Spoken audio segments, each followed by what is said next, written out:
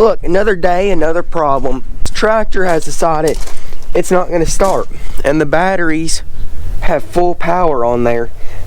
And even when I hook the battery charger up to like just the cable batteries, the dash has no power, which means it's beyond the batteries. And at what point do you just examine yourself in life and just think, why me? Why has it got to be me? So I guess we get to take this nice flooring up, because right underneath this floor is where your starter is at and your capacitor and all that lovely stuff. And we're going to see if we can find any obvious issues, as in wires being snapped in half or corroded or any of that lovely stuff that could contribute back to why me theory.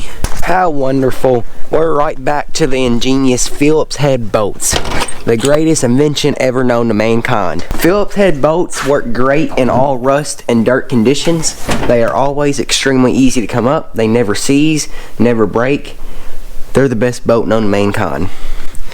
And if you get the feeling that I'm being sarcastic, I'm being very sarcastic. For the ones of you that know, you know, and if you don't know, I don't encourage you want to know, because it's quite a pain in the butt. Now, we do have a blessing in disguise here, because some of the bolts are new, and some of the bolts I don't even see the heads on because they're covered in dirt. So it's mixed feelings here.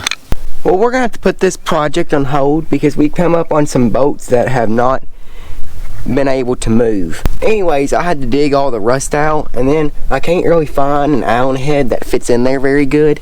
So I went to vice grips, and vice grips did not even work at all, unfortunately.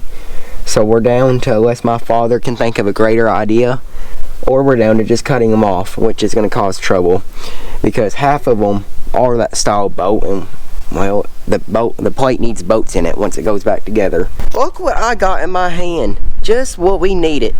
A good old solenoid for the 986 over there. Don't mind the truck. The truck is having some emotional problems, and it needed just a little bit of therapy, but we think we got it under control. But the 986 has some physical problems, so we are gonna physically fix it, and hopefully it can go back inside, out of the, you know, the weather and the coldness and the rain, you know, all the environments that it has to sit outside because it decided to act stupid. But on this truck, do you want to explain to the peoples on what has happened here? Sending unit for the oil broke. It didn't break, I guess it come apart in there, and it was leaking all down the back. We finally found it. And then we found out by driving across my grandma's blacktop, leaving an oil trail on the blacktop. This is old stuff here. People probably don't even know what it is. Do you know where the rotor button is? Somewhere in this general area. Do you know where the distributor is? What the heck is that thing? You don't even know.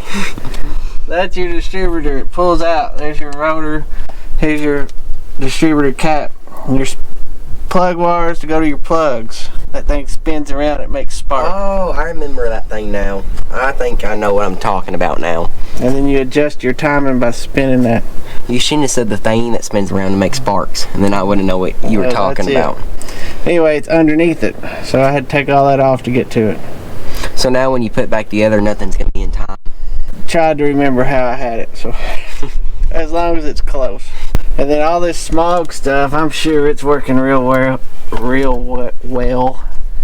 All the hoses are dry rotted. This truck gets about 20 miles a year, so I think it'll make it. I think so.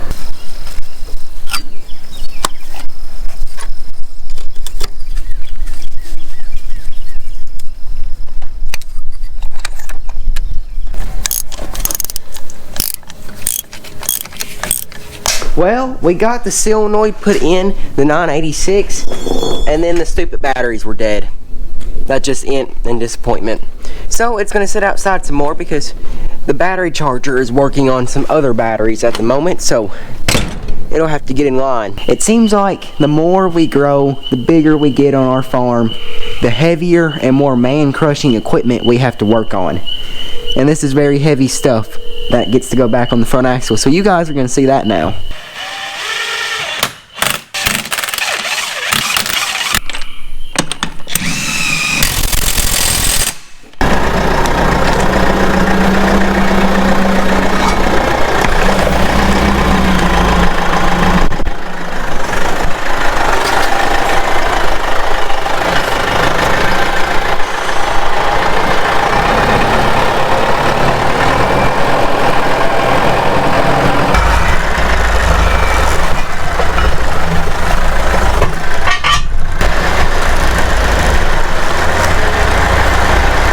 So look what we have had delivered today, guys. We have our giant bean bags that have came in, and these things, we got camo and pink, and then we got some white and blue over there. Now, we requested pro boxes though, so you can see how our request went. Apparently they ran out of pro boxes, so here we go again, the small farmer getting picked on again, the crappy bags. The only reason we want pro boxes is just because they're easier for us to handle rather than the bags. We think. We're not sure yet because we've never had bags. Here they all are. All of our bean seed is here, corn seed. There's a few bags left. There's just single bags. And then we got some corn seed on the other side of the tractor over there. But we got something else to show you guys. So if we go up here, it looks like we have just crap set everywhere. And that is true to extent. Is we have a mini bulk right there and a mini bulk right there. And they're just sitting out here in the middle of open because our tractor, it got it off the trailer. And then we set it on the ground. And then it didn't come back up off the ground. Because apparently these things weigh like 3,100 pounds. And that is just a little much out of the poor tractor to handle. So we're gonna get one of our other mini bulks we have that are empty, get some stuff out there to, you know, lighten the load, get these jokers put inside too. Emerson showed y'all our tote here is just a little bit too heavy for the tractor to pick up. Got it off the trailer fine, but once you get it down, that's the hardest point. This stuff weighs 11.65 pounds to a gallon. Equalization is this tote's here, that tote's empty, so we're going to turn on this valve and open the top. Oh, here, I didn't get it open in time. See the top come up? We'll drop down and fill some of that up. So that's what we're going to do. We're going to take a little bit out of this one, then we're going to go over there and take a little bit of that one, try to equal them out, and then the tractor should handle it no problem.